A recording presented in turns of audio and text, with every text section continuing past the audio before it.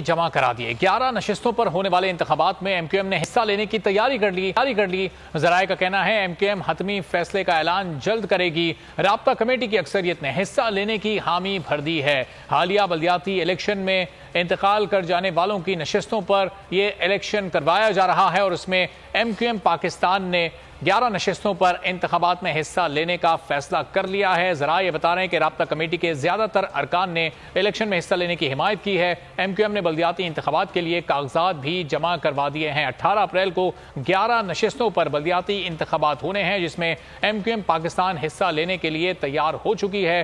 رابطہ کمیٹی کا اجلاس ہوا جس میں زیادہ تر ارکان کی رائے تھی کہ اس الیکشن میں ایم کیو ایم کی جانب سے حصہ لیا جائے۔ رابطہ کمیٹی کی اکثریت نے حصہ لینے کی حامی بھر دی۔ فوری طور پر کاغذات جمع کروا دیے گئے ہیں اور حالیہ الیکشن میں جن امیدواروں کا انتقال ہوا تھا ان کی خالی ہونے والی نشستوں پر یہ انتخابات ہو رہے ہیں۔ مزید جانیں گے بول نیوز کے نمائندے علی رضا سے۔ علی رضا بتائیے گا، election M Q M Pakistan ان تمام 11 نشستوں پر الیکشن میں حصہ لے گی؟